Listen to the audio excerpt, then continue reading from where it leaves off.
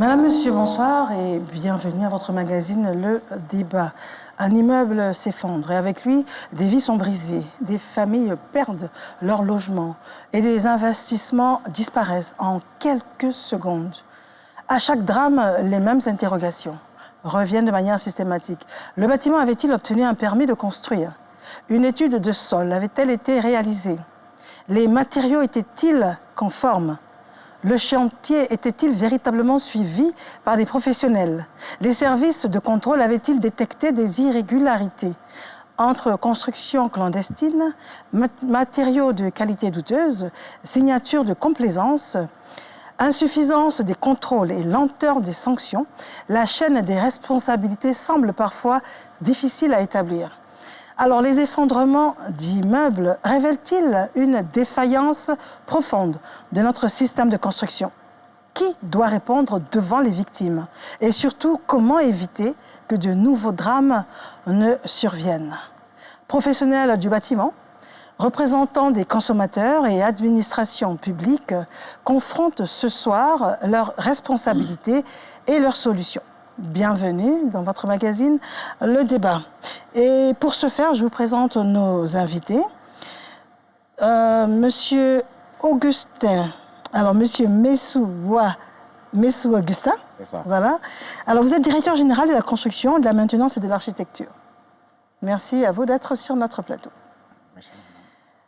Docteur Bassirou Bandé, vous êtes là également. Bonsoir à vous. Vous êtes architecte, vous représentez l'Ordre des architectes de Côte d'Ivoire. Monsieur Souleymane Koulibaly, bonsoir à vous. Vous êtes président de la Chambre nationale des ingénieurs conseils de Côte d'Ivoire, en abrégé Chani. Bonsoir. Monsieur Marius Komwe, bonsoir. Vous êtes président national des organisations de consommateurs de Côte d'Ivoire. C'est bien cela. Alors, avant notre traditionnel élément donc, de reportage, nous allons rapidement demander quelles sont vos prérogatives. Alors, je commence par vous. Monsieur le directeur général de la construction, de la maintenance et de l'architecture, en une phrase, qu'est-ce que vous faites exactement? Concrètement, en lien avec la thématique de ce jour, c'est la délivrance du permis de construire et le contrôle administratif des constructions à travers le guichet unique du permis de construire et du contrôle urbain. D'accord, très bien. Docteur Bassirou Bandé, vous êtes architecte. Quel est le rôle de l'architecte? Alors, en ma qualité d'architecte et représentant l'Ordre des architectes sur ce plateau, il était important que nous puissions être présents pour donner le point de vue des architectes sur ce phénomène que vous connaissez. Qu'est-ce que vous faites? Quel est le rôle de l'architecte? Nous sommes l'acteur premier, nous sommes l'interlocuteur premier du maître d'ouvrage lorsqu'il s'agit de tout projet de construction tel que consacré par la loi instituant le Code de la construction. Monsieur Souleymane Koulibaly, vous êtes président de la Chambre nationale des ingénieurs conseils de Côte d'Ivoire. Qu'est-ce que vous faites exactement? Disons, nous sommes ingénieurs d'abord, ensuite ingénieurs conseils, et nous faisons des études techniques et le suivi et contrôle des travaux de construction. Monsieur Marius Le Komwe. bâtiment est juste un pan de tout ce que nous pouvons faire dans ce domaine, les ouvrages d'art, les routes, les barrages, etc., etc. Monsieur Marius Komwe, président national des organisations de consommateurs de Côte d'Ivoire. En tant qu'organisation de défense et de protection des intérêts des consommateurs et usagers tout court, nous sommes bénéficiaires des efforts des uns et des autres.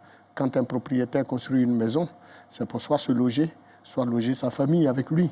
Quand un autre construit une villa, un immeuble ou même des duplex, peu importe, c'est soit pour les mettre en location. Et quand il les met en location, c'est pour le consommateur qui les met en location, qui n'est autre que l'usager, qu'on appelle également le locataire, tout simplement. Messieurs, merci à vous d'être avec nous sur ce plateau ce soir. Alors, avant de rechercher les responsabilités, il faut d'abord mesurer l'ampleur du phénomène. Combien de chantiers sont construits sans autorisation? Pourquoi également? Les contrôles permettent-ils réellement d'empêcher les bâtiments dangereux de sortir de terre? État des lieux, et c'est signé Siaka Kone. Vives inquiétudes suscitées par la récurrence des effondrements d'immeubles en Côte d'Ivoire. En dépit des campagnes de sensibilisation et du renforcement des contrôles, au cours de ces dernières années, des dizaines d'effondrements ont été enregistrés à travers le pays. Ces incidents mettent en lumière les défaillances persistantes non-respect des normes de construction, utilisation des matériaux de mauvaise qualité, absence de suivi technique et construction réalisée sans autorisation ou en violation des permis délivrés. Dans ce contexte, les autorités multiplient les inspections. Elles procèdent également à la démolition des bâtiments jugés dangereux et renforcent les sanctions contre les contrevenants. Mais ces mesures devront s'accompagner d'une plus grande responsabilisation de tous les acteurs, entre autres promoteurs immobiliers, ingénieurs, architectes, entreprises de construction et collectivités. Car, au-delà des chiffres, chaque effondrement est une grande perte. Face à cette situation, les mesures actuelles sont-elles suffisantes pour prévenir de nouveaux effondrements et protéger efficacement les populations? De retour en studio, quelles sont vos réactions à chaud après cet élément de reportage, Monsieur le directeur général de la construction, de la maintenance et de l'architecture? Oui, merci madame. Je pense que la réaction tout de suite à chaud, c'est de dire que si nous assistons, n'est-ce pas, à ce genre de situation, c'est parce que la réglementation en matière de construction n'est pas respectée. Nous sommes face à une matière qui est très encadrée. On peut citer, entre autres, le Code de la construction de l'habitat, la loi sur la perfection de l'architecte et le décret relatif au permis de construire, qui sont des tests majeurs, qui, n'est-ce pas, ont clarifié clairement les missions des différents acteurs, la responsabilité des acteurs. Et donc, à travers ces tests, nous avons, une fois encore, corsé, n'est-ce pas, on va y revenir tout au long de l'émission. Oui. Mais on n'a pas encore démarré. Hein. Pardon? On n'a pas encore commencé l'émission. Si, l'émission a bien commencé. Mais là, ce que je vous demandais, c'est l'élément de reportage qui vient de passer. Est-ce que c'est un bon élément de synthèse ou bien il y a des aspects qu'on n'a peut-être pas évoqués dans le reportage? Non, je pense que globalement, le reportage met en lumière vraiment la situation qui prévaut. Donc à ce niveau-là, moi, je pense qu'il n'y a pas de problème. Mais je voulais tout de suite dire que si nous assistons à ce genre de situation, c'est parce qu'il y a un processus réglementaire qui n'est pas respecté. Ne vous inquiétez pas, on va en parler tout au long de cette émission. Alors, docteur, la synthèse est bonne? C'est malheureusement ce qu'on constate? Éventuellement, elle est parfaite et elle illustre bien les chiffres que nous connaissons, qui sont tout de même alarmants. Et nous, en tant qu'architectes, nous attirons toujours l'attention des uns et des autres sur ce chiffre. Figurez-vous que nous avons entre 80 et 90% de bâtiments construits à Abidjan sans l'accompagnement d'un architecte, donc sans permis de construire. Et cet élément que vous venez de projeter en dit long sur les défis qui se posent. Les défis qui se posent, tout à fait. Ouais. Alors, M. Souleymane Coulibaly, quel est votre sentiment? Bon, pour moi, le reportage est bon. Seulement, je trouve que c'est dommage. De plus en plus, aujourd'hui, on parle d'écroulement de bâtiments, alors qu'en Côte d'Ivoire, on construit il y a longtemps. Les bâtiments qui ont été faits auparavant sont toujours là, bien solides. Donc, le fait qu'il y ait ces écroulements ces dernières années demande qu'on réfléchisse sérieusement et qu'on puisse respecter les normes qui régissent la construction dans notre pays. D'accord. Monsieur Marius Komoué, votre sentiment? L'élément vidéo qui a été tantôt diffusé atteste aisément et sans embâche que la question de l'effondrement répété de nos immeubles ou de certains de nos immeubles ne peut plus être considérée comme une simple, croyez-moi, une simple succession d'accidents. Non, pas du tout. Chaque drame chez nous, en tant que défenseur des droits des locataires, défenseur des droits de ceux qu'on appelle également les preneurs, eh bien, révèle des défaillances qui doivent évidemment être identifiées et corrigées. Et M. Messou le disant, il disait tout à l'heure qu'il y a un système, un cadre réglementaire qui est mis en place par les pouvoirs publics, malheureusement, qui n'est pas respecté. À partir de ce moment, est-ce qu'on n'est pas en droit de nous interroger si les citoyens sont appelés à payer de leur vie des insuffisances d'un système, des insuffisances de la non-application de la réglementation en vigueur en matière de construction en Côte d'Ivoire? Nous sommes dans un pays qui se veut responsable, un pays civilisé. Madame, nous étions à l'état de nature. Pour quitter de l'état de nature, pour venir en état de société, il nous a fallu des règles pour que, justement, chacun ne fasse pas tout et n'importe quoi au détriment de la société. Si telle est la volonté donc, de la République qui s'est créée, des nations qui s'est créée et qui évite aux humains d'être des hommes de nature. Si nous voulons être des hommes de société, eh bien, il n'y a qu'une seule chose qui nous rassemble, c'est la loi. C'est le respect de nos dispositions, c'est le respect de la réglementation, c'est le respect des textes qui régissent le fonctionnement de la République. Donc, n'importe qui ne peut pas venir dans un pays, fût-il national, construire au détriment des dispositions légales. Alors on va tout au long de l'émission situer les responsabilités justement de ces constructions. Il y a raison de situer ces responsabilités pour que les Ivoiriens comprennent, une fois pour toutes. Il a dit tantôt le patron des ingénieurs, puisqu'il est le président de leur organisation, et il a bien fait de le relever. Les anciens bâtiments construits en 1960 sont encore au plateau et bien visibles et abritent même les administrations publiques. D'accord. Vous avez des immeubles qui sont construits, qui datent de plus de 40 ans, 60 ans, qui tiennent. Pourquoi nos nouveaux immeubles se construisent et en un an, 2 ans s'écroulent? Tout au long de l'émission. D'accord, M. Komoué. Alors, la tablette est à votre disposition. Le QR code va s'afficher d'un moment à l'autre sur l'écran. Donc, c'est une manière pour nous d'interagir avec le public afin que vous puissiez poser différentes questions à nos différents invités qui se feront un plaisir de répondre à vos différentes préoccupations. Alors, Monsieur Messou, alors, sur les 6 derniers mois, combien de chantiers ont été effectivement stoppés par vos services, par exemple, sur les 6 derniers mois? Merci, madame. Je peux vous donner les chiffres de 2025, 2026 jusqu'à juillet. En termes de bâtiments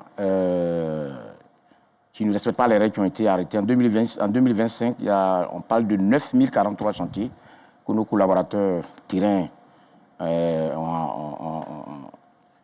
ont arrêté. Et en 2026, jusqu'à date, 4593 chantiers arrêtés. Chantiers arrêtés. Oui. D'accord. C'est effrayant.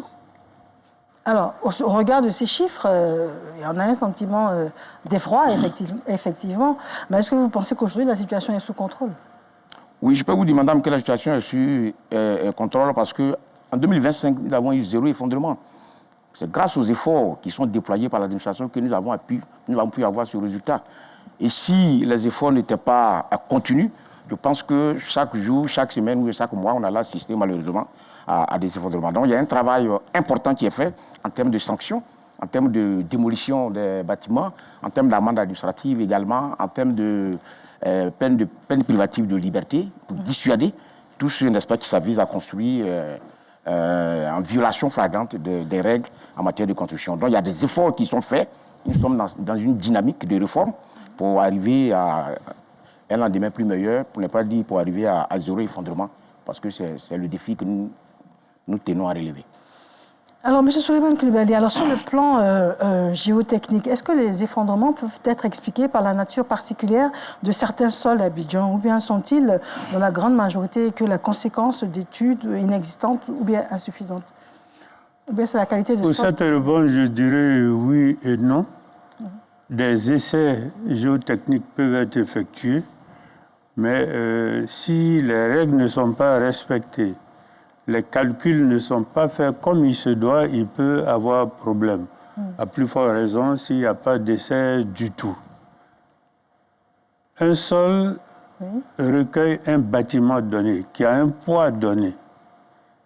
Et le fait de faire les études géotechniques permet à l'ingénieur de faire des calculs et déterminer les fondations qu'il faut pour que ce bâtiment-là tienne.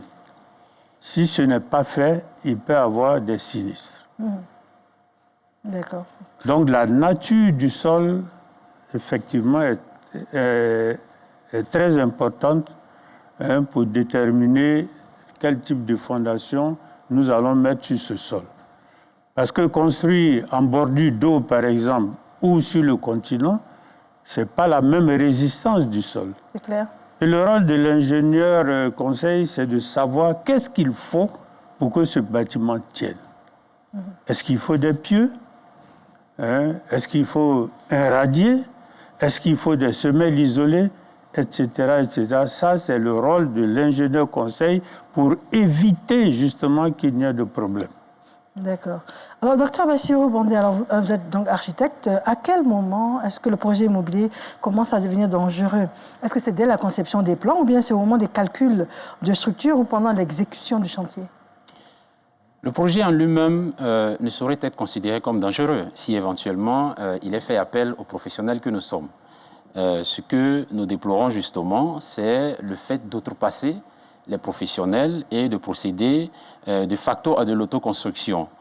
Vous conviendrez avec moi qu'on ne peut pas, soigner du paludisme avec un carreau de sucre. Il va falloir nécessairement prendre un antipaludéen.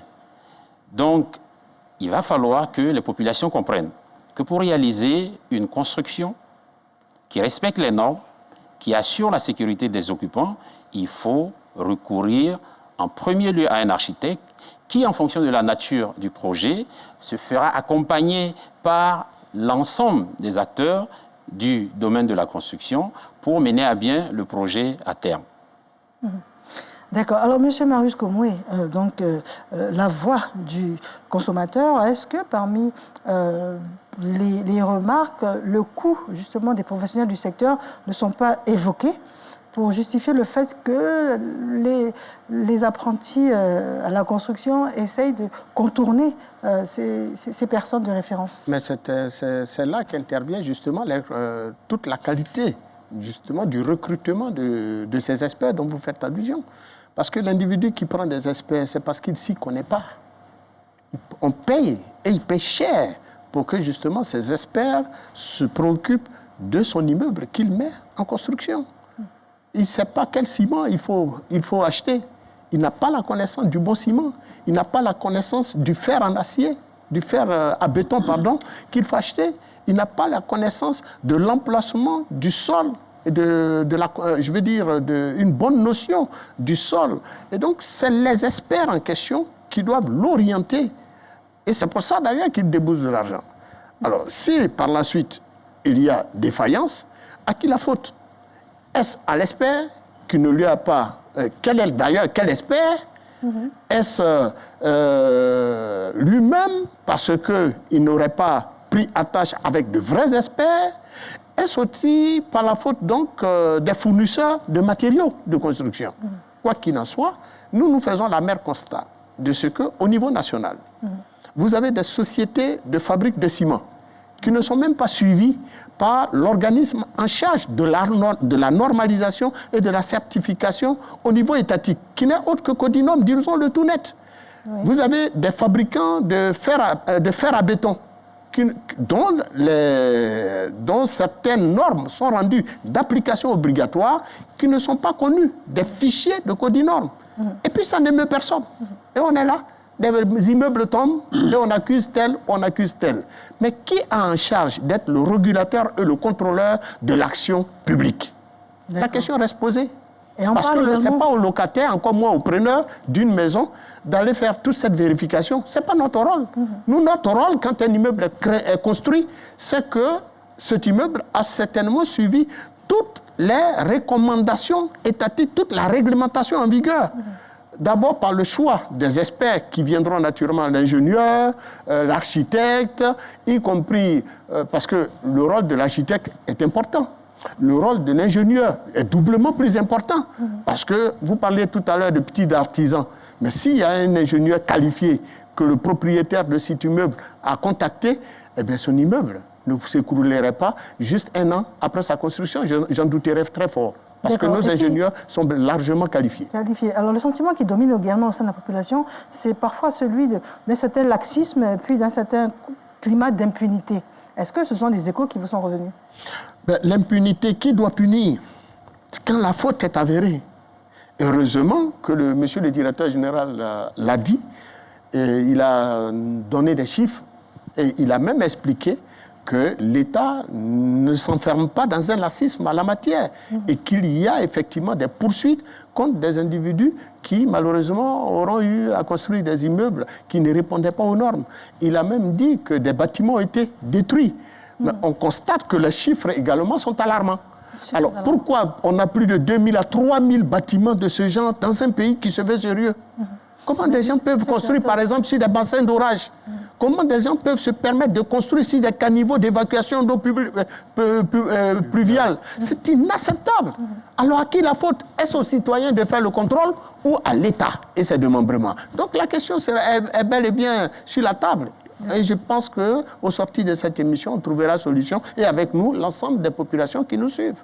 Monsieur le directeur général de la construction, c'est un constat, c'est possible en Côte d'Ivoire de construire sans peut-être les différentes autorisations et sans les experts concernés. C'est ce que ça veut dire? Non, moi je pense que déjà, ce qu'il faut retenir, c'est que quand vous voulez construire, vous êtes un maître d'ouvrage, vous voulez édifier un bâtiment, vous voulez construire un bâtiment, les tests en vigueur vous font obligation d'un recours systématique aux professionnels pour deux choses. Pour garantir la qualité du bâti, mais également préserver la sécurité de la population. Donc voilà ce que les tests disent. Donc celui qui initie un projet dans l'illégalité, en violation de ces règles-là, engage sa responsabilité pleine et entière. Si le maître d'ouvrage fait recours aux professionnels, l'architecte, l'ingénieur conseil et autres, s'il y a un incident, il y a une enquête qui est diligentée qui va situer les responsabilités. Et le professionnel mis en cause va répondre devant les juridictions. Mais ce que je voudrais dire ici, c'est que la plupart des chantiers pour lesquels nous avons eu des effondrements sont des chantiers dont les travaux sont exécutés en toute illégalité. Là, le problème qui revient, c'est vraiment la sensibilisation de nos concitoyens. Mais avant d'arriver à la sensibilisation, comment c'est possible de construire? Est-ce que les autorisations que vous donnez ne sont pas assujetties à un certain nombre d'éléments qui justifient justement l'autorisation?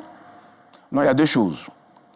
Le permis de construire est une autorisation administrative qui vous autorise à exécuter les travaux du bâtiment.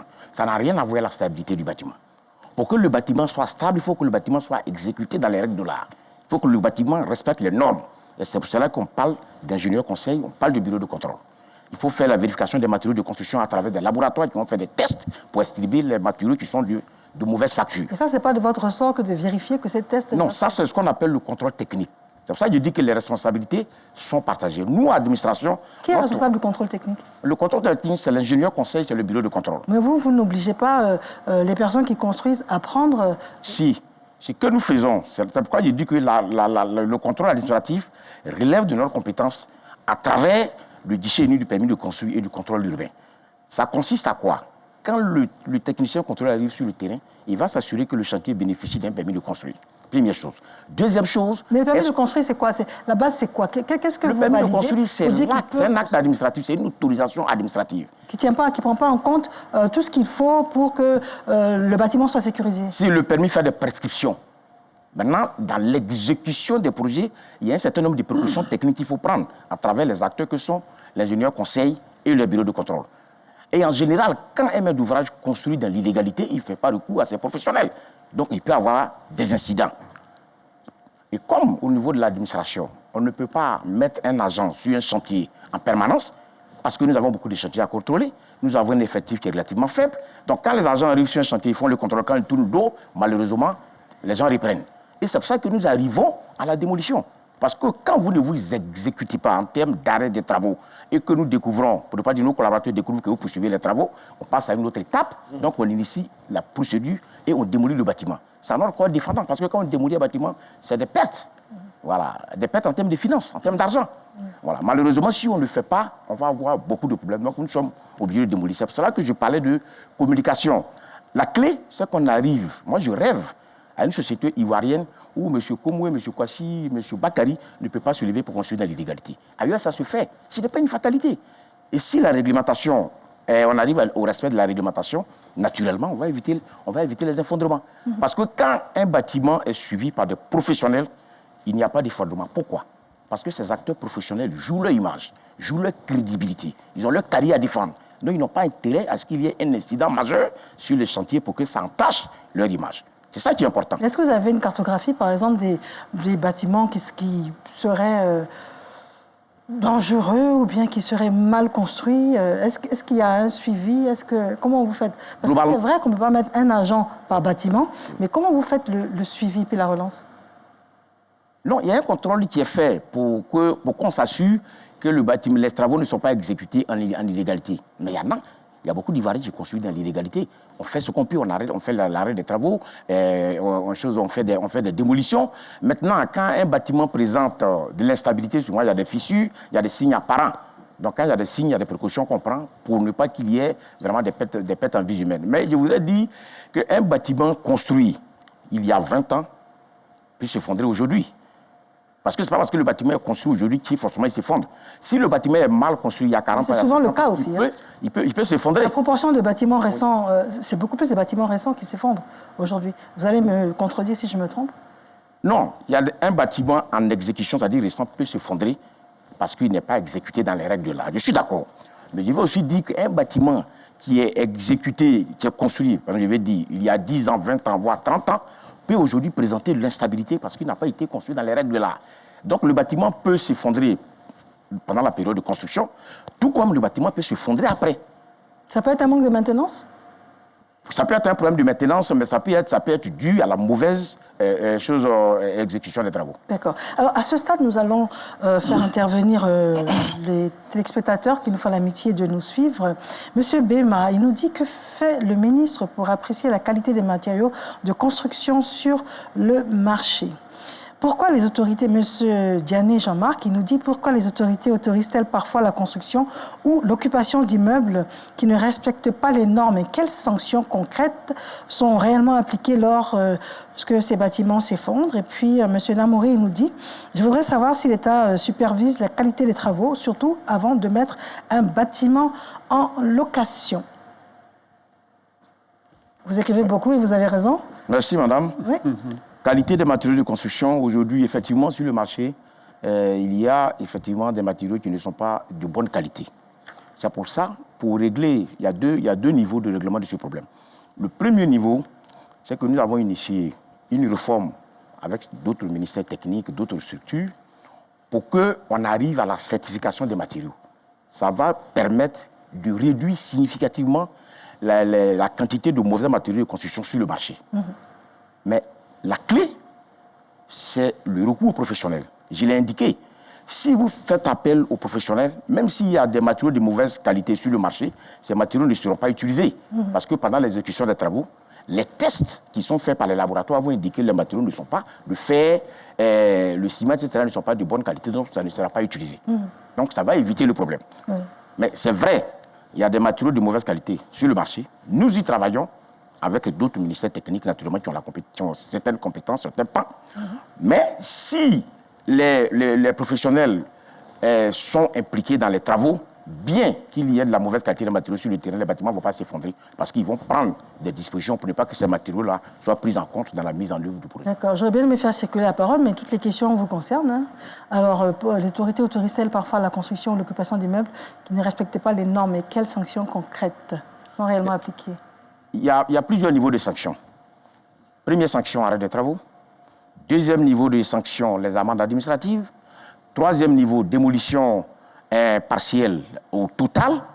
Et le dernier niveau, ce sont les poursuites judiciaires. D'accord. Et M. Namouri nous dit, il voudrait savoir si l'État supervise la qualité des travaux, surtout avant de mettre un bâtiment en location. Est-ce que le propriétaire a obligation de faire vérifier les travaux avant de mettre son immeuble en location? Quand un bâtiment est construit, il y a ce qu'on appelle la réception provisoire et il y a le certificat de conformité, normalement, qui prouve que le bâtiment a été exécuté conformément au permis de construire qui a été délivré. Mais il faut dire que ce certificat de conformité, là, aujourd'hui, n'est pas obligatoire, de sorte que les maîtres d'ouvrage ne le demandent pas. Là également, c'est une autre réforme qui est en cours. Nous sommes en train de travailler pour le rendre obligatoire, de sorte qu'avant que le bâtiment ne soit mis en exploitation, il faut ce certificat de conformité-là. Ça va permettre à tout le monde de s'assurer qu'effectivement le bâtiment a respecté le process légal vraiment de construction. D'accord. Monsieur Souleymane Coulibaly, je le rappelle, président de la Chambre nationale des ingénieurs au Conseil de Côte d'Ivoire. Alors, vous avez entendu le directeur général parler. Du point de vue de l'ingénieur, est-ce que les contrôles administratifs actuels permettent réellement de détecter un chantier dangereux avant qu'il ne soit trop tard? Est-ce que les chantiers, d'un point de vue de l'ingénieur, est-ce que les contrôles administratifs actuels permettent réellement de détecter un chantier dangereux avant qu'il ne soit trop tard? Non, ce n'est pas le contrôle administratif qui permet de détecter cela. Vous savez, le bâtiment, il y a beaucoup d'éléments dans un bâtiment c'est très minutieux. Il y a des choses, si vous n'avez pas contrôlé à un moment donné, il peut avoir des conséquences. Je prends quelques exemples. Lorsqu'on fait l'implantation d'un bâtiment, il y a des calculs pour vérifier, par exemple, est-ce que le bâtiment est d'équerre. Si on ne l'a pas fait au départ, tôt ou tard, ça va ressortir quand on va poser, par exemple, les carreaux. Et ça, c'est désagréable. Si on n'a pas vérifié les fouilles par rapport aux essais de sol, il peut avoir des conséquences fâcheuses.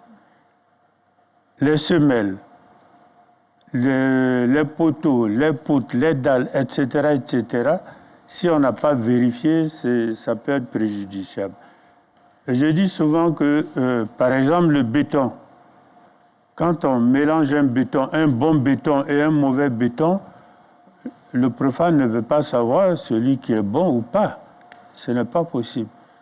Donc, c'est à travers des essais que nous faisons, en tant que spécial, nous pouvons savoir si c'est bon ou pas. Donc, pour revenir, le contrat administratif ne peut pas dire que tel bâtiment peut être, par exemple, résistant ou pas. C'est le contrôle, le suivi et contrôle de tous les jours qui permet d'éviter certains problèmes pour arriver après à un bon résultat et avoir un bâtiment stable. D'accord. Si ce n'est pas fait au départ, il y a de gros risques qu'à la fin, on risque d'avoir des sinistres importants. On ne le souhaite pas, jusqu'à ce qu'il y ait des pertes en vie humaine. Oui. Ouais. Alors, docteur Bassirou Bandé, on évoque souvent les bâtisseurs du dimanche. Alors, ces propriétaires ou bien ces promoteurs qui construisent sans encadrement professionnel suffisant. Alors, le système actuel permet de construire. Est-ce que pour vous, il n'y a pas une grosse défaillance ici qui permette que ce soit possible? Défaillance, il faut dire qu'il y en a certainement, mais pas dans le système en lui-même. Le système en lui-même, il faut dire que l'État a mis le cadre juridique et réglementaire nécessaire pour encadrer le secteur de la construction. Cela est une chose, mais comme vous l'avez dit tantôt, ce qu'en fait les populations en est tout autre. Et lorsque les bâtisseurs du dimanche, comme vous les appelez, nous on les appelle les chantiers fantômes, se décident à travailler les samedis ou dimanches, les jours non ouvrés de la brigade de contrôle urbain, il va de soi qu'on se retrouve avec une majorité de bâtiments sans permis de construire et sans accompagnement des professionnels que nous sommes. Et c'est l'exemple, malheureusement, qui fait légion à Abidjan, où, nous l'avons dit tantôt, près de 90% des bâtiments ne sont pas accompagnés par les professionnels que nous sommes. Or, la loi le stipule assez clairement. Le recours systématique à l'architecte est une obligation dans tout projet de construction. Ça, il faut le mentionner. D'accord. Alors, M. Marius Komoué, lorsqu'un citoyen achète un appartement ou bien loue un logement, alors quel document peut-il exiger pour vérifier que l'immeuble soit conforme ou bien suffisamment sécurisé, à votre avis? Écoutez, le citoyen, il achète ou loue un logement en pensant qu'il est sûr déjà. Dès lors que le bâtiment il est implanté sur le sol national du territoire où il habite. Alors, il n'est pas un expert pour aller demander à un propriétaire à qui il voudrait prendre un de ses locaux en location, de lui fournir des documents au risque même de ne jamais être son locataire.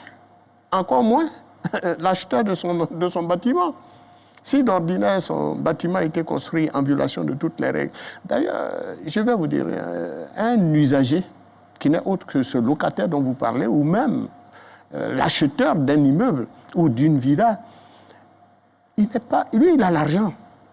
Il va avoir une propriété immobilière. Il s'engage donc à faire des démarches.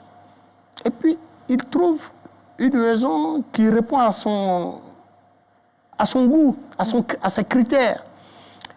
Le seul document qu'il peut, et au regard des dispositions légales, c'est de se retrouver devant un notaire avec le propriétaire du bien. Si c'est une maison en location, mais c'est le contrat d'habitation qu'il demandera. Mais il n'osera pas demander au propriétaire de lui sortir les documents qui attestent qu'un ingénieur a suivi bel et bien la construction de son bâtiment ou qu'un architecte était bel et bien partie prenante. Encore moins que l'État lui-même a eu donc à lui donner des documents. Non, ce n'est pas le rôle d'un locataire d'aller demander à un propriétaire d'un bâtiment de lui sortir, par exemple, son permis de construire. Je vous dis qu'on risque de ne jamais être son locataire. La preuve même, prenons le simple fait que l'État ait fixé les conditions d'accessibilité à une maison en location en fixant le cautionnement à 2 mois et 2 mois d'avance et le loyer et 2 mois de loyer d'avance et 2 mois de caution, mais qui respecte. De plus en plus, certains propriétaires les plus intellectuels les respectent, mais dans la plupart dans notre communauté, les gens ne respectent pas ces dispositions. Il y en a qui vont jusqu'à 6 mois, 7 mois. Et le consommateur en position de demande. Mais il faut les dénoncer. Et il faut que les services de l'État, qui ont pris des dispositions légales pour permettre aux locataires d'avoir ces 4 mois, en raison de 2 mois de caution, 2 mois d'avance, puissent avoir accès à des maisons en location à ces conditions-là, et non pas à d'autres conditions.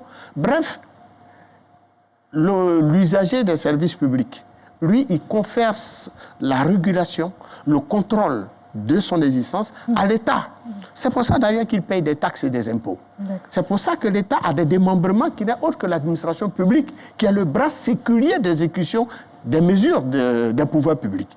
Donc, il confère à ces entités-là le suivi de sa survie. Vous savez un peu, le suivi de sa survie. Le suivi de sa survie. Non, il revient toujours à l'administration parce qu'au final, même quand il n'est pas d'accord avec un tiers, il se retrouvera devant les juridictions qui sont aussi des démembrements de l'État, qui sont un autre pouvoir de la République. Donc, toujours est-il que l'usager ne peut pas se faire justice. Encore moins regarder dans le droit visage, dans les yeux, regarder droitement dans les yeux d'un propriétaire et lui demander de sortir des documents de son immeuble qui lui confère. Non, il aura tomber. Donc, il faut amener les propriétaires de maisons à comprendre qu'ils ont une responsabilité.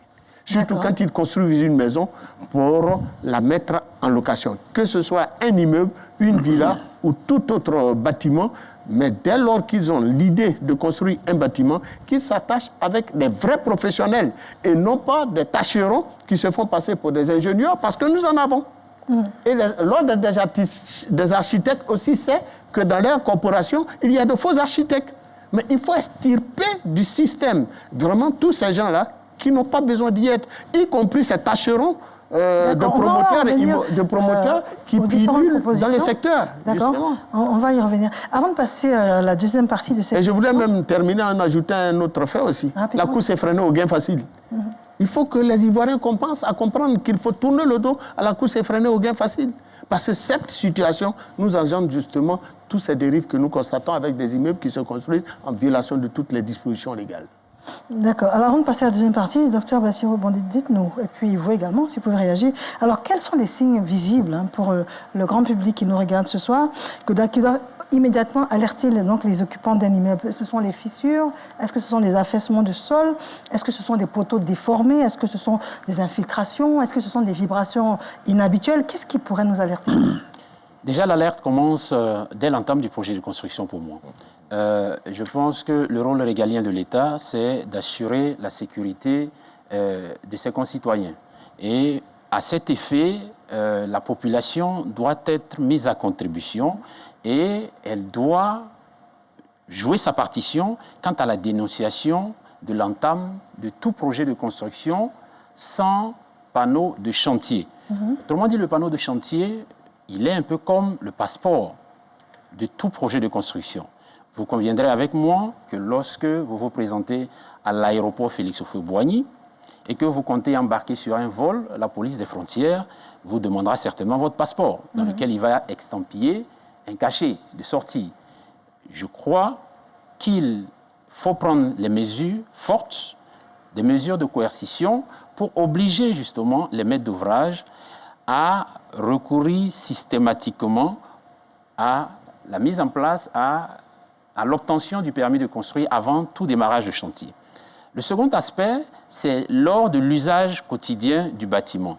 Il est évident que lorsque vous décelez des signes factuels de fragilité du bâtiment, c'est lorsque vous constatez des fissures.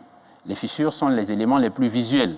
Lorsque vous constatez éventuellement des craquements dans le bâtiment, vous pouvez être sûr qu'il y a certainement quelque chose qui se passe. Et généralement, ce sont des signes qui se présentent dans ces périodes de fortes pluies diluviennes, notamment entre les mois de mai et juillet. En étant assez regardant sur ces éléments, les populations peuvent certainement contribuer à réduire les risques auxquels ils sont malheureusement confrontés. Voilà. Alors, nous allons parler à présent des effondrements d'immeubles, à qui la faute et qui doit rendre compte. Alors, un bâtiment peut être dessiné sur du papier et devenir extrêmement dangereux si les matériaux utilisés sont de mauvaise qualité ou si les dosages ne sont pas respectés. Alors, qui contrôle ces matériaux avant leur commercialisation? Et lorsqu'un drame survient, qui prend en charge les victimes, par exemple? Nous avons des éléments de réponse avec David Soyo. Abidjan, capitale du boom immobilier. Mais à quel prix? Depuis quelques années, les effondrements d'immeubles se succèdent. Comment expliquer une telle fragilité? Les experts pointent du doigt un premier coupable, la qualité des matériaux. Près de 90% du fer à béton utilisé sur les chantiers informels ne respecte pas les normes. Ciment sous-dosé, sable de mer mal lavé. Le profit a-t-il remplacé la sécurité? Au-delà des matériaux, c'est l'anarchie des constructions qui tue. Selon les spécialistes, la plupart des chantiers abidjanais démarrent sans permis. Des étages s'ajoutent à la hâte sur des sols marécageux sans aucune étude technique. Qui contrôle quoi et qui laisse faire? Face à la situation, l'État ivoirien passe à l'offensive. Le gouvernement impose désormais une assurance décennale obligatoire. La brigade de contrôle opérationnel enchaîne les démolitions forcées. D'ailleurs, ce lundi 13 juillet 2026, dans la commune d'Atekoubé, le ministère en charge de la construction a lancé l'opération de démolition des constructions anarchiques. Durcissement des règles, tolérance zéro, ces mesures suffiront-elles à stopper l'hémorragie? Pour l'heure, en Côte d'Ivoire, chaque sac de ciment économisé se paie malheureusement en vie humaine. Alors, monsieur le directeur général, dites-nous, quelles sont les règles en vigueur aujourd'hui? Quels sont les amendements assez récents pour mieux protéger le citoyen? Bon, je pense que je l'ai déjà indiqué. Le premier élément fort qu'il faut relever, c'est le recours professionnel. Vous êtes un maître d'ouvrage, vous n'êtes pas sachant, vous voulez construire un bâtiment, confier votre projet à des professionnels, je pense que ça vous décharge.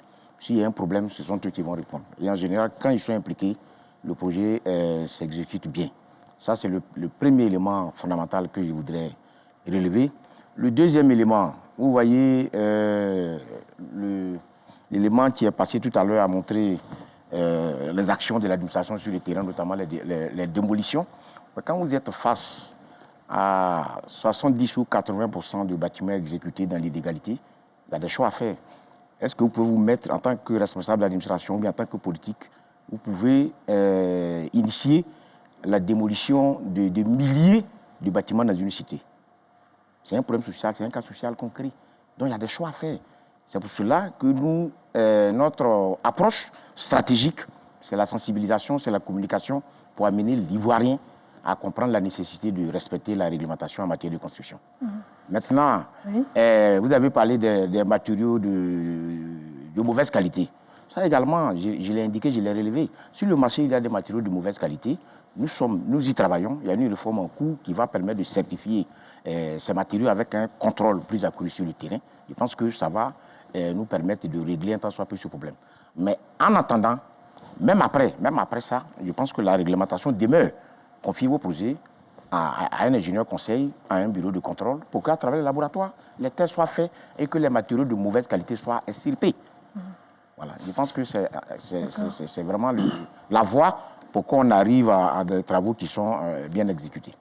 Alors, lorsqu'un immeuble s'effondre, à qui est-ce que l'on doit demander des comptes en premier? Au propriétaire, au promoteur, à l'architecte, à l'ingénieur, à l'entreprise, à l'administration? Qui doit contrôler le chantier? J'aimerais qu'on fasse rapidement un tour de table. Je commence par vous. Qui doit rendre compte? Éventuellement, le premier responsable désigné serait certainement le maître d'ouvrage, c'est-à-dire le propriétaire du bâtiment. Il en a la propriété, la pleine propriété, quitte à lui de prouver devant les juridictions compétentes que son projet a été suivi par un architecte, un ingénieur, un bureau de contrôle. Une fois ces vérifications faites, éventuellement que la responsabilité se déplacera vers ces professionnels. Mais la réalité est que la plupart des bâtiments qui s'effondrent aujourd'hui à Abidjan ne sont malheureusement pas ceux qui sont suivis par les professionnels. Et d'ailleurs, je voudrais insister dessus, les bâtiments qui s'effondrent sont la plupart du temps des immeubles. Autrement dit, c'est beaucoup plus la propriété de promoteurs immobiliers qui, malgré la centaine de millions dont ils détiennent pour réaliser leurs ouvrages, souvent à 500 millions ou plus, réchignent ou en tout cas refusent de payer les prestations intellectuelles d'un architecte pour concevoir son bâtiment, d'un ingénieur pour dimensionner les Il paraît que vous êtes cher. Oui. J'en viendrai certainement. Éventuellement, quand on refuse de payer également un laboratoire d'études de sol pour analyser le sol, il va sans dire qu'on va finir par les désastres que nous connaissons chaque année. Maintenant, vous l'avez dit tantôt, c'est vrai, nous l'entendons ça et là, que les architectes sont chers. C'est le lieu pour moi ici... et puis les ingénieurs conseillent aussi, il paraît. Il paraît. C'est le lieu pour moi ici de dire que lorsque un promoteur immobilier est capable de réaliser un immeuble R+3 ou 4 à 400 millions et estime que l'architecte et l'ingénieur et le laboratoire qui vont coûter à peine une dizaine de millions seraient chers, je ne sais pas qui est-ce qu'il faut pointer du doigt ici. Est-ce vraiment nous les professionnels qui sont chers ou est-ce plutôt la cupidité du promoteur qu'il faut pointer du doigt? Je pense que les promoteurs jouent certainement avec la vie des Ivoiriens et c'est quelque chose qu'il faut souligner très fortement. La cupidité n'a pas sa place dans le secteur de la construction. Malheureusement, ce n'est pas ce que nous constatons. Et je vais le souligner, nous sommes le seul secteur où tout le monde et n'importe qui peut s'improviser entrepreneur, constructeur, sans compétences et sans formation de base. Je pense qu'il est grand temps que l'État sonne la fin de la récréation. D'accord. Alors, Monsieur Marius Komoui, alors lorsqu'un drame survient, qui paye réellement? Est-ce que les familles sont indemnisées rapidement ou bien elles affrontent seules les pertes humaines, matérielles et financières? Quel est le retour que vous avez? Sous nos cieux, cette difficulté est vécue régulièrement par les populations qui vivent ce drame. Aucun promoteur immobilier ne souscrit à une assurance avec une société d'assurance, ne serait-ce que pour protéger son bien, mais également, surtout quand c'est un bien mis en location. C'est en cela que nous jugeons l'opportunité avérée aujourd'hui que l'État impose, et le mot impose avec I majuscule, j'insiste là-dessus, à tout promoteur immobilier d'immeubles ou tout autre bâtiment du genre, surtout quand ces bâtiments sont mis en location, de souscrire à une assurance pour protéger justement ces victimes en cas d'effondrement. Mais on ne peut plus continuer à assister à ces drames-là qui déciment et mettent en mal l'avenir de toute une famille. Ouais. Que le père décède, que la mère décède, très souvent avec tous les enfants. Et cela n'émeut personne. À la limite, on s'interroge pourquoi de vous à moi. Alors nous, on est très peinés quand on en parle parce que par ailleurs, c'est quelque chose qui est tellement naturel, c'est rentré dans leurs mœurs. Mais pourquoi chez nous, on continue de tâtonner? Je l'ai toujours dit, la plupart de tous ceux qui gouvernent ce pays-là ont fait de l'Europe, hein. Ils ont bénéficié de tout ce que les gouvernants là-bas ont mis à leur disposition ou mettent à la disposition de leur population en termes de dispositions légales, en termes de protection des populations. Mais pourquoi, quand ils viennent dans leur propre pays, ils ne répètent pas ça ici? Très bien. Alors, monsieur le directeur général de la construction, il y a eu des réformes assez récentes, par exemple, en ce qui concerne les assurances. Il y a des assurances touristes qui sont obligatoires aujourd'hui, des assurances valables sur 10 années pour garantir la stabilité des bâtiments. Est-ce qu'il y a d'autres réformes dont vous pouvez nous parler? Bon, déjà, je voudrais commencer par la responsabilité des différents acteurs en cas d'effondrement. Le premier responsable, il faut le dire, c'est le propriétaire qui a pour responsabilité, quand il initie un projet, de préserver la qualité du bâti, mais également la sécurité de nos populations. Donc le premier responsable, c'est le propriétaire parce que c'est lui qui initie le projet, c'est lui qui apporte le financement. Donc il est de son devoir de prendre un certain nombre de dispositions à travers le recours aux professionnels. Donc ça, c'est le premier niveau de responsabilité. S'il n'a pas fait recours aux professionnels, sa responsabilité pleine et entière est engagée. Deuxième niveau, si le maître d'ouvrage a fait recours aux professionnels et qu'il y a incident, là, l'enquête diligentée va situer la responsabilité du professionnel mis en cause et son cas sera traité devant les juridictions. L'autre niveau aussi, à ce niveau-là, je pense que mon narratif n'a pas changé, c'est au niveau du contrôle administratif. Parce qu'il y a des moments où la responsabilité de l'administration est engagée, ça, il faut le dire. Et ça, notre position n'a pas varié. Il s'agit du contrôle que nos collaborateurs font sur le terrain. Si un chantier est exécuté dans l'illégalité et qu'un collaborateur, pour une raison ou pour une autre, a laissé faire, si c'est avéré, le premier responsable de notre département, notamment le ministre, prend ses responsabilités et cet agent-là, ou bien ces agents-là, sont sanctionnés. Ils sont révoqués de leur fonction. Ils sont même traduits devant les juridictions. Donc ça se fait. Donc voilà les trois niveaux de responsabilité. Premier niveau, le propriétaire. Deuxième niveau, ça peut être l'acteur professionnel, si on a fait recours, qu'il a mal fait son travail. Et le dernier niveau, ce sont les agents qui sont sur le terrain. Leur responsabilité est engagée. C'est très important. Donc quand il y a incident, ils sont aussi convoqués pour être entendus à la police, à la gendarmerie, à la justice pour ces questions. D'accord. Alors une question pour tout le monde. Oui. Comment c'est possible qu'un immeuble soit donc mis sur pied, construit, sans respecter les règles élémentaires par rapport aux professionnels que vous êtes? Comment est-ce que cet immeuble-là peut être raccordé au courant, peut être raccordé à l'électricité, peut avoir les autorisations qu'il faut, sachant qu'il y a des failles aussi importantes? Est-ce que ce n'est pas une responsabilité collective de tout le système? Je commence par vous. Oui, on peut le dire. Oui, allez-y, allez-y. Allez-y, monsieur le directeur. Allez-y. Je voulais dire qu'en fait, les compétences sont diverses. Nous avons nos compétences. Il y a d'autres compétences qui relèvent d'autres ministères techniques. Par exemple, au niveau des poursuites judiciaires, ça, c'est le ministère en charge de la justice. Donc, chaque département joue sa partition.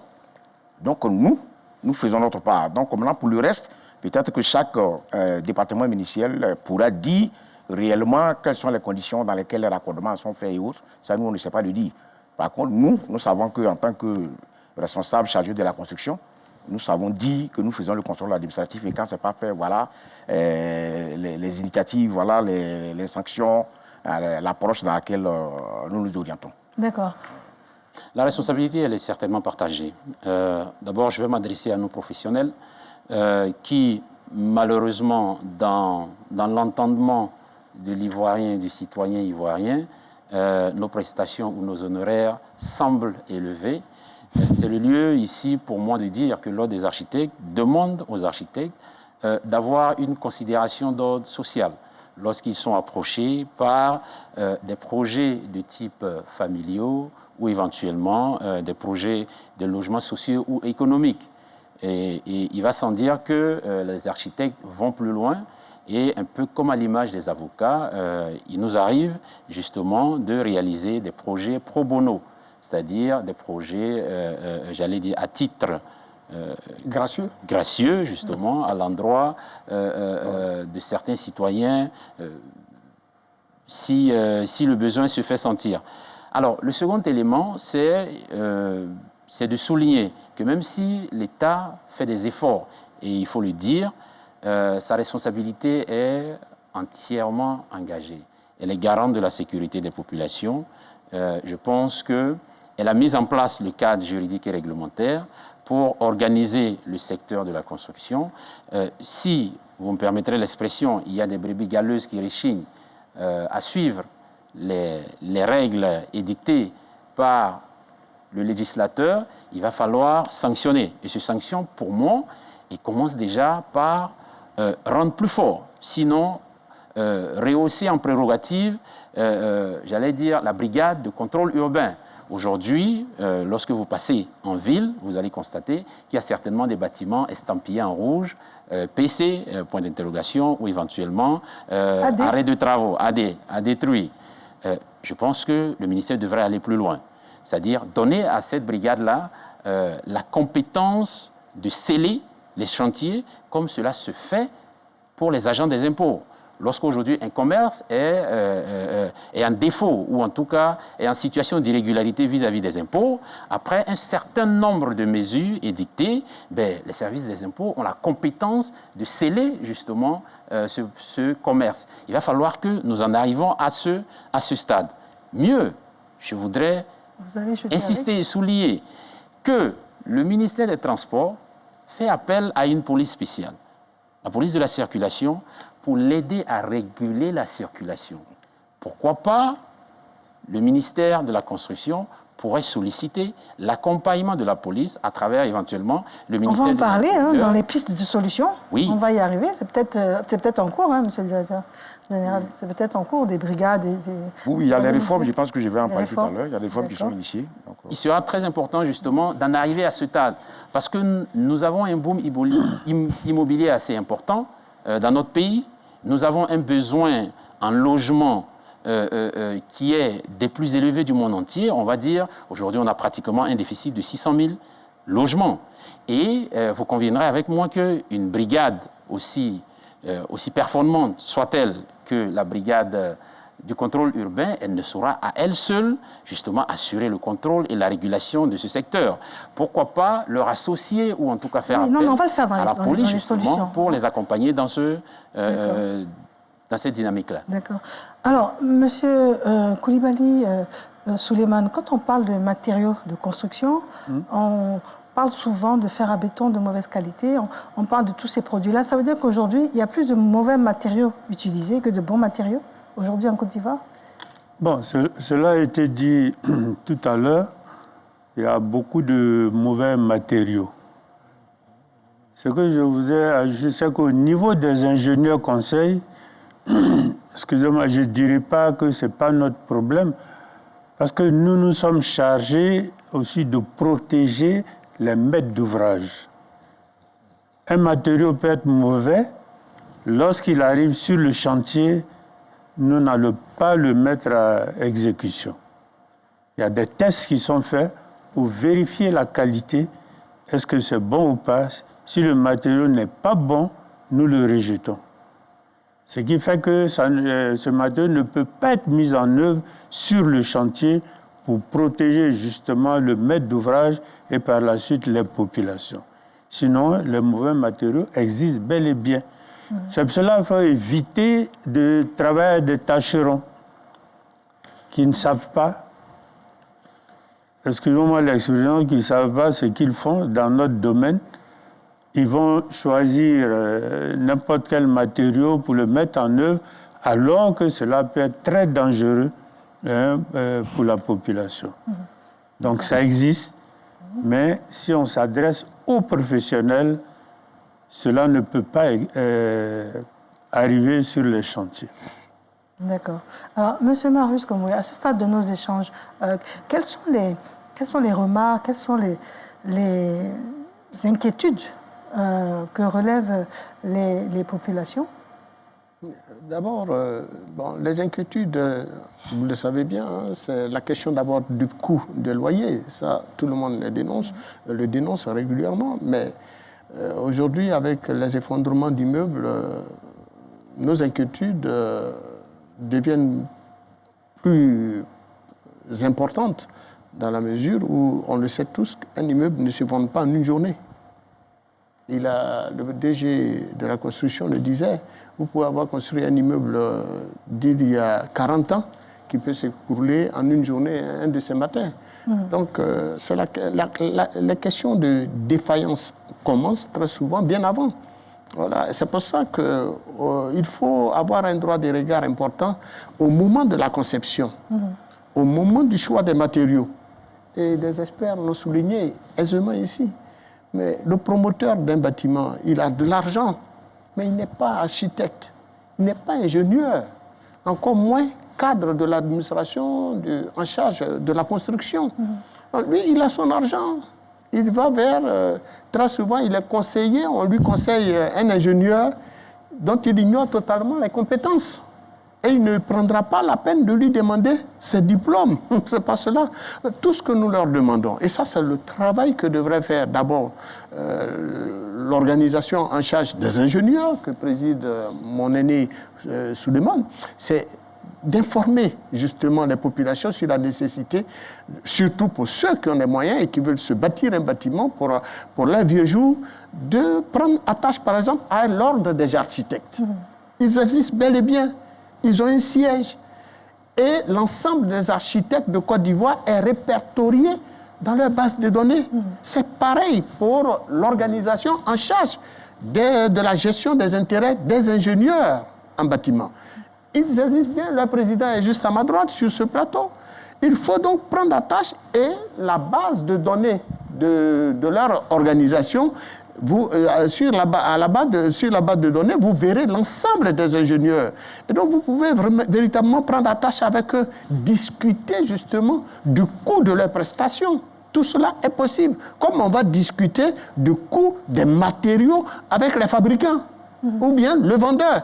Donc, il faut que les uns et les autres arrêtent de penser que parce qu'il a l'argent, il peut payer rapidement du ciment n'importe où, chez n'importe quel vendeur. Il peut payer du fer à béton n'importe où, chez n'importe quel vendeur. Vous ne pouvez pas investir 200 millions, 300 millions dans un bâtiment qui, après, verra des populations qui vont y habiter tirer leur révérence aux grandes dames, justement, de leur grande famille. D'accord.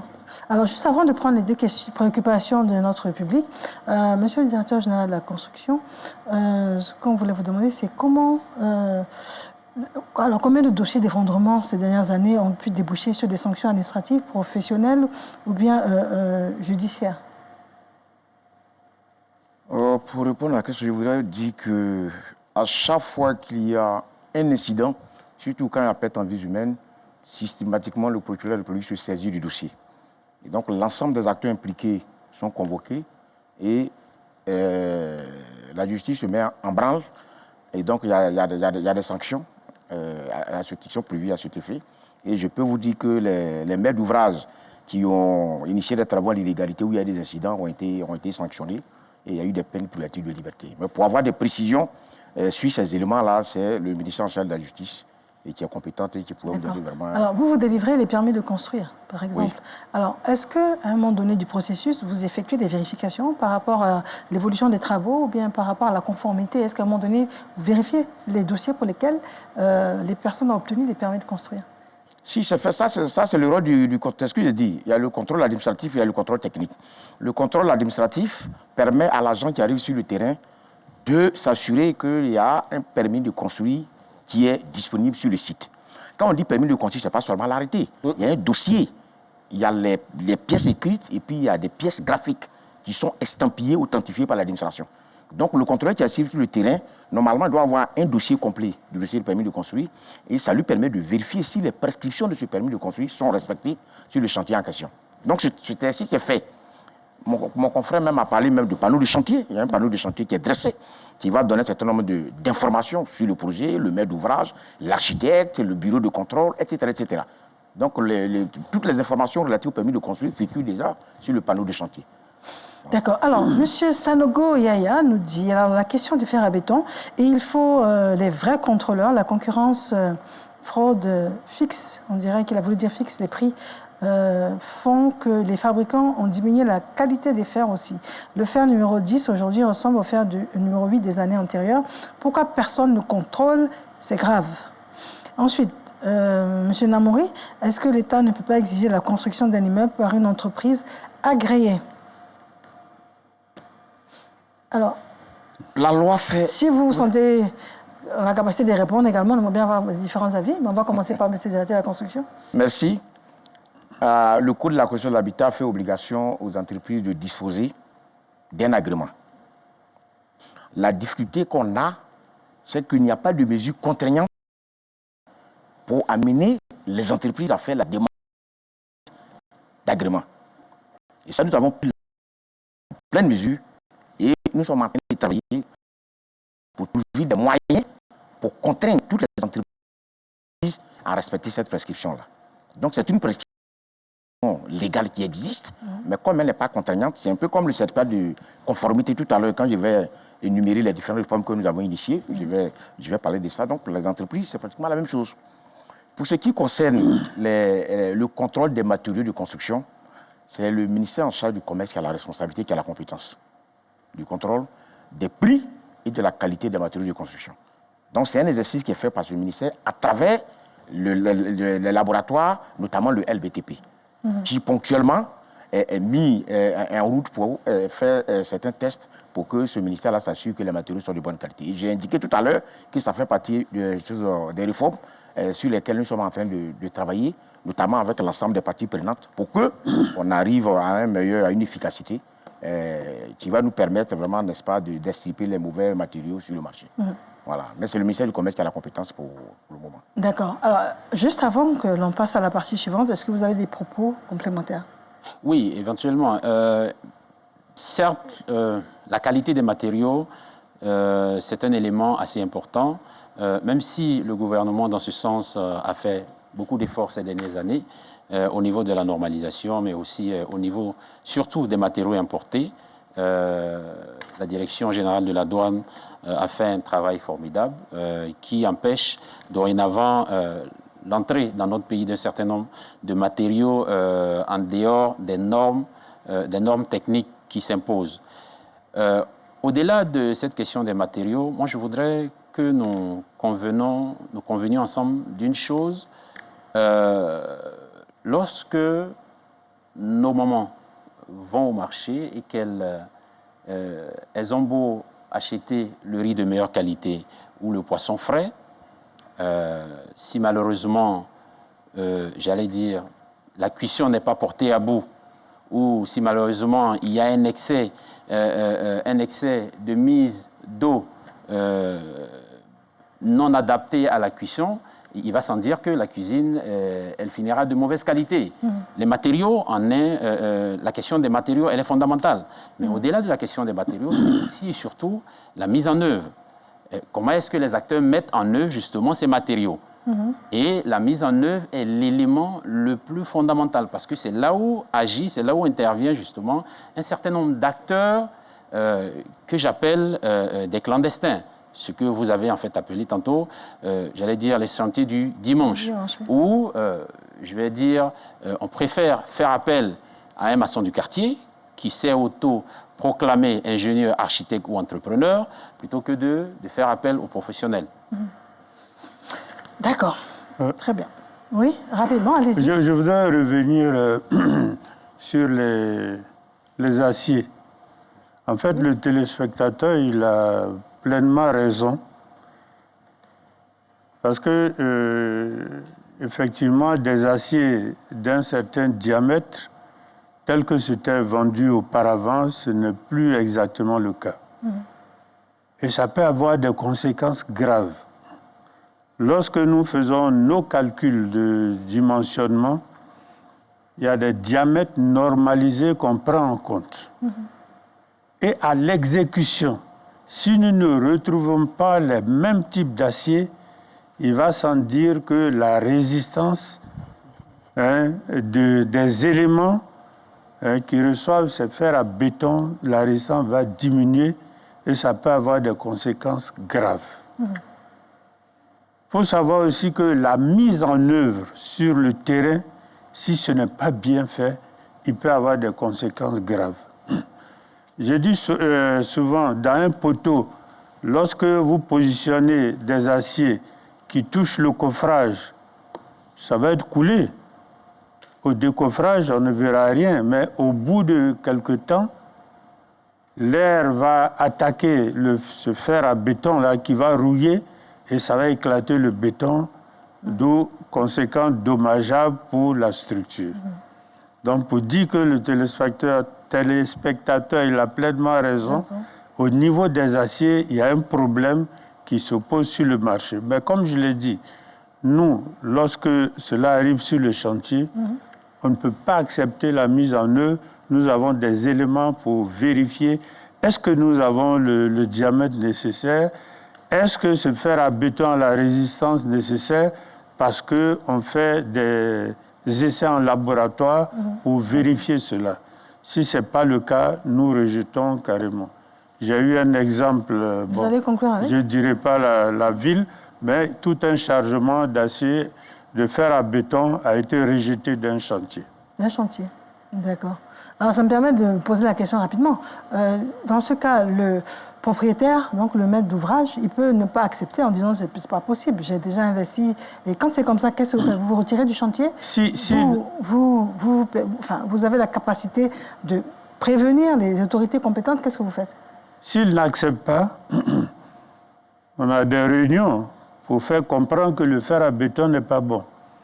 C'est son droit, il peut ne pas accepter.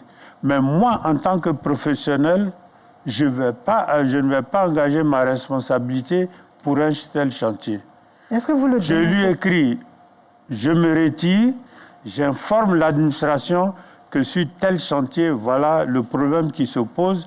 Et moi, en tant que professionnel, je me retire de ce chantier-là pour que le jour où il y a des conséquences graves, que je ne sois pas mêlé à quoi que ce soit. D'accord. Très bien. Alors, rapidement, on va passer à la troisième partie. Alors, vous l'avez bien entendu, sur la question du fer à béton. Savez-vous qu'en le disant, j'ai voulu au moins être un peu, j'allais dire, gentil.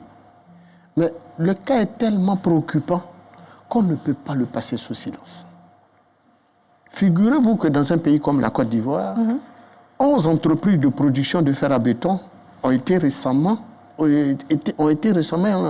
auditées récemment par Codinorm, qui est la structure en charge donc pour le compte de l'État de suivre les questions de normalisation et de certification. Sur les 11 entreprises qui mettent sur le marché du fer à béton, il n'y a que 5 seulement entreprises qui ont été évaluées et dont le fer à béton a été jugé conforme à la norme de qualité NI 10523. Vous trouvez ça normal? En matière donc d'acier, d'armature, de béton, vous trouvez ça normal? Des entreprises viennent s'installer dans notre pays. Leurs normes sont rendues d'application obligatoire, mais ne les appliquent pas et mettent sur le marché du faux fond, du mauvais béton. Et puis, puisque l'usager qui va payer ce béton, lui, il ne le sait pas. Il n'a pas l'expertise pour contrôler tout ça. Mais les experts de l'État, à qui l'État a confié ce pas essentiel de l'activité, dénombrent sur 11 entreprises que seulement 5 sont aux normes. Alors, que fait l'État? C'est des entreprises qui devraient être tout de suite et maintenant fermées. Auquel cas, elles sont appelées à se conformer. Alors, pourquoi on laisse faire? C'est pour ça que je vous parlais de la course effrénée au gain facile. Il faut que notre administration, dans son grand ensemble, cesse justement, ou alors tourne désormais au dos. Tourne le dos à la course effrénée au gain facile. Ce qu'on appelle régulièrement la corruption. Ce n'est pas aux usagers d'aller régler cette question. Vous avez un ministère en charge de l'industrie. Et donc, chacun doit faire son travail. Et nous interpellons l'ensemble des acteurs. Il faut être rigoureux pour protéger des vies humaines. Et l'État, c'est son rôle. On ne fait pas tout ça pour les beaux yeux des gouvernants. Non, on paye nos taxes et nos impôts pour que ces taxes-là nous reviennent en termes, madame, de satisfaction, en termes d'amélioration de nos conditions de vie. On les met dans des conditions qu'ils connaissent, contrairement à nous, pour que justement ils fassent tout le bonheur des populations et non pas encourager l'existence d'entreprises qui mettent en mal notre existence ou qui mettent en péril la vie des familles. Monsieur Tintin, de la construction, alors qu'est-ce que vous faites? Qu'est-ce que l'État fait? Et puis ici, M. Traoré nous dit pourquoi ne pas publier la liste des vendeurs de matériaux de construction qui proposent des meilleurs matériaux après contrôle, par exemple. Donc, qu'est-ce que vous faites? Et puis, quelles sont les réformes dont vous parlez depuis? Bon, je pense que concernant ce qui est dit, concernant ces éléments qui sont présentés, ce n'est pas nous qui sommes compétents. Je pense qu'il a fait un clin d'œil au ministère en charge de l'industrie. Donc ça, ce n'est pas nous qui sommes compétents. Mais en termes de réforme, déjà, à ce stade, permettez-moi de dire merci à M. Moussa Sanogo, ministre de l'Urbanisme, du Logement et du Cadre de Vie. Dès son accession à la tête de notre département, il a pris la pleine mesure et il a boosté un certain nombre de réformes sur lesquelles nous travaillons avec une forte cadence en termes de réunion. La première réforme, c'est les assurances dont on a parlé tout à l'heure. Ah oui. On a compris tout de suite que quand il y a effondrement d'immeubles, les victimes ne sont pas prises en charge. Donc il y a une réforme qui a été initiée au niveau des assurances. Il y a une loi qui a été prise. Donc aujourd'hui, il y a l'assurance tout risque chantier. Il y a l'assurance responsabilité civile décennale. Et il y a l'assurance responsabilité civile du propriétaire. Donc tout ça, ça nous permet vraiment de baliser et de régler le problème en cas d'incident. Nous sommes en train de travailler à son opérationnalisation pour rendre obligatoire. Ça, c'est le premier élément que je voulais relever ici. Le deuxième élément concerne les matériaux de construction. Effectivement, sur le problème des matériaux de construction, là aussi, nous sommes conscients. Et j'ai indiqué qu'il y a un travail qui se fait. Pour le moment, nous sommes en train de travailler. Là encore, c'est monsieur le ministre qui a donné l'impulsion. Il y a une forte pression même pour qu'on avance vraiment sur ce chantier. Et donc, je pense que quand ça va aboutir, vous aurez les éléments concernant ces matériaux. L'autre élément important, c'est le certificat de conformité. Oui. Le maître d'ouvrage initie un projet. Il a un permis de construire. À la fin du chantier, il doit normalement faire la demande d'un certificat de conformité pour qu'on s'assure que le projet a été exécuté dans les règles de l'art. Parce que pour avoir le certificat de conformité, il faut une attestation de bonne exécution qui est délivrée par l'ingénieur conseil ou le bureau de contrôle. Ça met tout le monde à l'aise. Au moins, on sait que dans la chaîne, chaque acteur a fait son travail et que le bâtiment... Donc l'ingénieur conseil devient indispensable? Il est indispensable dans le projet. Il l'est, mais jusqu'à présent, ça se fait sans lui. Oui, mais quand le projet est exécuté dans l'illégalité, naturellement, l'ingénieur conseil n'est pas présent. Et c'est pour ça que nous plaidons, nous luttons, nous mettons tout en œuvre pour que le projet soit exécuté conformément à la réglementation. L'autre élément, c'est le guichet unique virtuel. Aujourd'hui, c'est vrai, nous sommes arrivés à comprimer les délais de délivrance du permis de construire, mais avec le guichet unique du permis de construire, nous allons comprimer davantage le délai de délivrance du permis de construire. Il y a la réforme concernant la détection électronique des constructions. Parce qu'aujourd'hui, nos collaborateurs sont obligés de faire le tour de tous les chantiers de la ville, de toutes les zones, pour qu'on puisse vraiment détecter les chantiers de non-droit.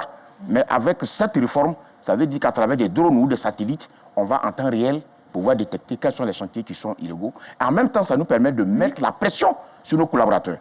Parce que depuis nos bureaux, on peut savoir que ce chantier illégal devait être arrêté et que ce n'est pas fait. Donc déjà, les différents patrons qui sont dans leur bureau peuvent, à travers des applications, faire le suivi et puis mettre la pression sur les collaborateurs. Le dernier élément, c'est la communication. On peut initier toutes les réformes. Mais si vous avez des centaines, des milliers d'Ivoiriens qui décident de produire dans l'illégalité, ça va être difficile. Aucun État ne peut mobiliser autant de moyens vraiment pour faire vraiment le contrôle, la régularité des chantiers mais de façon permanente. Donc ça, c'est un chantier important, un chantier continu. Et nous sommes dans cette approche dynamique pour ne pas dire de sensibilisation, de communication, pour que les Ivoiriens comprennent la nécessité de... À quand l'effectivité? Et à la clé, pardon? À quand l'effectivité? Oui, bon, la communication, c'est continu. On le fait. On le fait depuis que nous sommes là, nous communiquons, nous sensibilisons. Toutes les réformes dont vous avez parlé, elles sont opérationnelles? Ces réformes? Non, il y a des réformes qui sont opérationnelles, il y a d'autres qui sont en cours, qui ne sont pas encore opérationnelles. Alors, à ce stade de nos échanges, nous allons parler de la sortie de crise. C'est vrai qu'il y a des réformes dont M. le directeur général de la construction, de la maintenance et de l'architecture a parlé, mais il y a d'autres solutions également que vous avez déjà proposées en amont de cette émission. Mais juste avant, nous avons un élément de reportage qui est signé Seydou Ouattara. Immeubles effondrés, familles endeuillées, habitants sous le choc, les effondrements des bâtiments persistent depuis plusieurs années, particulièrement pendant les saisons de pluie. Il faut noter que ces effondrements sont dus à plusieurs facteurs. Une bonne conception permet de prévenir ces risques d'effondrement. Je vais beaucoup insister sur les travaux qui se réalisent, l'équipe sur terrain qui doit véritablement suivre et réaliser ces travaux-là. Parce que s'il est plan et qu'on a un très bon plan et qu'il n'y a pas de bonnes équipes sur le terrain, de bonnes entreprises pour suivre les travaux, pour coordonner et autres, je pense qu'il y aura toujours ces risques d'effondrement. Prendre en plus de l'architecte qui va vous faire le suivi, ajouter les services aussi d'un ingénieur compétent et faire aussi le contrôle de tout ce qui est matériaux qui va être utilisé. Quand je parle de matériaux, je parle des aciers, je parle du sable, je parle du fer, je parle du béton. Pour de nombreux citoyens, le respect des normes de construction est indispensable afin de préserver des vies humaines. Les experts abondent dans le même sens. Les risques sont donc très variés. Voilà, donc il y a déjà, au niveau du problème de conception, il faut choisir les bons acteurs. Hein? La première des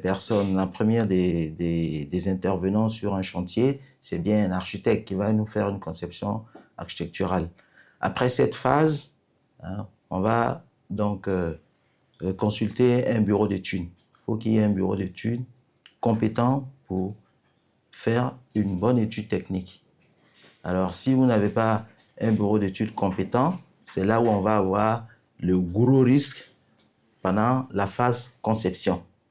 L'architecte, lui, il dessine son plan, et s'il n'y a pas quelqu'un derrière, un ingénieur, pour dire c'est comme ça qu'on va réaliser votre plan, hein, va dimensionner le bâtiment, va vous donner des sections de poteaux, va vous recommander les matériaux à mettre en œuvre. Si ça, ce n'est pas fait, il va avoir un gros problème de conception. Ça, c'est une phase très, très importante entre le passage du dossier architectural au dossier d'exécution, donc qui est fait par un ingénieur. Études de sol, permis de construire, recours à des ingénieurs qualifiés, contrôle des matériaux et suivi des chantiers, autant d'exigences qui permettent de réduire conséquemment les risques. Construire dans les règles de l'art n'est pas une contrainte, mais une nécessité, car derrière chaque immeuble qui s'effondre, ce sont des familles brisées, des vies perdues et un drame qui aurait souvent pu être évité. Seydou Ouattara pour l'élément de reportage. Il nous reste quelques minutes avant de conclure. Alors, on en est au chapitre fondamental, crucial, ce sont les solutions. Les réformes sont en cours et tout, je vous donnerai le dernier mot. Alors, vous, dites-moi, quelles sont, selon vous, les priorités pour qu'on n'entende quasiment plus parler d'effondrement? Pour l'ordre des architectes, on peut dire que les priorités peuvent se résumer à 3 éléments. D'abord, c'est un cadre réglementaire renforcé. J'en appelle ici au ministère de renforcer d'abord les compétences de la brigade de contrôle urbain, nous l'avons dit tantôt, de leur octroyer beaucoup plus de prérogatives coercitives face à la prolifération de ces chantiers clandestins. Et puis, au-delà, de penser justement en fait, à la possibilité d'associer une police spéciale au contrôle de ces chantiers-là. Il y a quand même pas mal de pays, il faut le dire, qui mettent ce type d'organisation en place, de telle sorte que la police municipale détienne les compétences nécessaires pour réclamer et demander justement les documents afférents à un chantier. Et lorsqu'on se présente devant un chantier, nous l'avons dit tantôt, le panneau de chantier doit être clairement visible, avec le nom de l'architecte, avec le numéro du permis de construire, avec également le bureau d'ingénieur qui suit les travaux. Et quand cela n'est pas fait, il est important que cela puisse être sanctionné. Tout comme à l'image, justement, d'un véhicule qui roulerait en fait à Abidjan sans justement une plaque d'immatriculation. Ce ne serait certainement pas acceptable ni admissible. Donc, c'est vraiment la priorité principale de l'ordre des architectes. Très bien. Et vous donc, en ce qui concerne donc... Bon, comme nous sommes à la fin de l'émission, ce que je voudrais dire, il ne faut pas que les populations hésitent à venir nous voir. Nous sommes des Ivoiriens, nous comprenons les difficultés des uns et des autres, mais nous avons été à l'école, nous avons appris un métier, c'est pour pouvoir l'exercer dans l'intérêt des populations. Rester chez soi pour dire qu'un ingénieur ou un architecte est cher, je dis non. Qu'il nous approche, nous allons échanger et quelquefois, ne serait-ce que par des conseils, on peut éviter des drames. Donc, comme je représente la Chambre des ingénieurs conseils, qui viennent nous voir et on leur dira ce qu'il faut faire pour avoir des bâtiments de qualité. Je voudrais ajouter qu'il y a une loi qui permet de renforcer les ingénieurs conseils. Disons, il y a l'ordre national des ingénieurs conseils qui est créé depuis 2000 2024, qui va, disons, dont le bureau va être mis en place d'ici la fin de l'année. Donc ça va renforcer encore notre contrôle sur tout ce qui se fait en matière d'infrastructure en Côte d'Ivoire.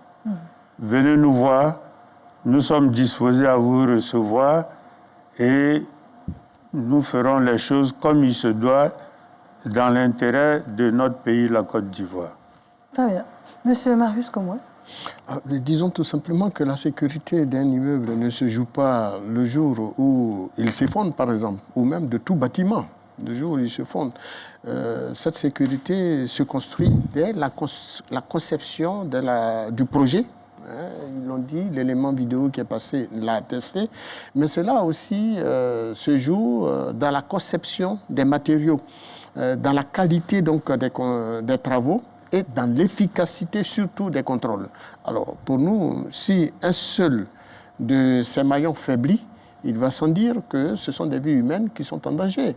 Et ces vies humaines, c'est bien les populations qui en pâtissent. Il faut donc que les populations aussi, je le dis de façon claire au pouvoir public, les populations ne demandent aucun privilège en la matière. Voilà, dans la vision des choses. Elles demandent tout simplement une garantie fondamentale. Et c'est laquelle garantie, c'est de pouvoir certainement vivre, travailler, scolariser leurs enfants, les petites familles dans des bâtiments sûrs, dans des bâtiments qui garantissent leur survie. Donc, en tant qu'organisation de défense et de protection des intérêts de ces populations, nous en appelons donc à une mobilisation de l'ensemble des acteurs. Promoteurs immobiliers, pouvoirs publics, professionnels du bâtiment, mais également des citoyens eux-mêmes. Voilà, de sorte à ce que nous puissions ensemble sauver des vies humaines et que nous n'ayons plus des maisons qui sont construites en violation, devrais-je dire, de toutes les dispositions légales telles que énumérées par M. Messou. D'accord. Alors, monsieur le directeur général de la construction, de la maintenance et de l'architecture, avant de vous permettre de conclure, alors dites-nous, pourquoi est-ce que, pour obtenir ce sésame, donc les autorisations de construire, pourquoi est-ce qu'à une certaine étape, ce ne serait pas indispensable qu'il y ait la présence d'un architecte, d'un ingénieur conseil, avant de délivrer toute autorisation? Parce qu'on a bien compris aujourd'hui le rôle fondamental, indispensable, et puis même de sécurité de leur métier. Pourquoi est-ce que ce n'est pas en amont une de vos exigences avant de permettre à quelqu'un de construire? Maintenant, je voudrais vous mettre à l'aise, c'est une des exigences majeures de la réglementation en matière de permis de construire. C'est l'architecte qui initie le projet de permis de construire. La loi fait obligation à l'architecte de porter, pour ne pas dire de concevoir le projet. Donc le dossier de permis de construire qui est déposé au guichet unique de permis de construire, les pièces écrites et les plans doivent faire l'objet de la signature et d'un cachet d'un architecte agréé inscrit au tableau de l'ordre des architectes de la Côte d'Ivoire. C'est une obligation. Et en fonction de la complexité du projet, on peut demander l'intervention d'un ingénieur conseil à travers l'élaboration des études, des plans d'exécution. Ça également, c'est exigé. Mais là, ce n'est pas exigé pour tous les projets. Pour une villa basse, une villa duplex, un bâtiment plus ce n'est pas exigé. Mais quand le bâtiment devient complexe, effectivement, c'est obligatoire. Donc en amont, n'est pas appliqué. Non, c'est appliqué. Puisque si le dossier qui arrive au permis de construire ne contient pas ces éléments, naturellement, le dossier fait l'objet d'un rejet systématique. Donc, c'est en amont, les dispositions sont prises. Mais quand on préparait l'émission, vous m'avez bien dit que tous les effondrements de bâtiments qu'il y a eu ces dernières années, il n'y avait pas d'architecte impliqué dans le projet. Exactement. Malheureusement, on l'a pointé du doigt, c'est l'autoconstruction. C'est justement ces promoteurs véreux qui décident de passer outre, j'allais dire, les compétences des architectes et des ingénieurs et de procéder, j'allais dire, au recrutement du maçon du quartier, question de faire des économies. C'est là où nous, on insiste sur la cupidité qu'il faut certainement sanctionner et durement. D'accord. Alors, au terme de cette émission, votre mot de fin, s'il vous plaît. Oui, merci. Merci, madame. Je voudrais, une fois encore, au nom de monsieur le ministre, vraiment vous dire merci. Je pense que le confrère a parlé du renforcement du cadre réglementaire ainsi que de la brigade. Je voudrais vous dire qu'au niveau du cadre réglementaire, c'est un chantier sur lequel nous avons beaucoup travaillé. Donc aujourd'hui, le cadre réglementaire vraiment est assez confortable. La difficulté que nous avons, c'est le respect, le défi c'est le respect de cette réglementation en matière de construction. Sur le niveau des tests, je peux dire que nous sommes très confortables. Au niveau de la brigade, il y a eu beaucoup de choses ont été faites. Le personnel a été renforcé, il y a eu des recrutements. Il y a eu des véhicules, beaucoup de véhicules qui ont été achetés avec des motos. Et nous avons même pu acquérir nos engins propres pour les démolitions. Parce que par le passé, il fallait procéder à la location. Ce qui était vraiment un peu lourd, un peu lent pour nous en termes de démolition. Maintenant, nous avons nos agents propres. Et même mieux, nous avons à notre sein des officiers de police judiciaire qui nous permettent d'initier des actions au niveau de la justice plus rapidement. Les commissaires priseurs? Des officiers de police judiciaire. Ah, d'accord.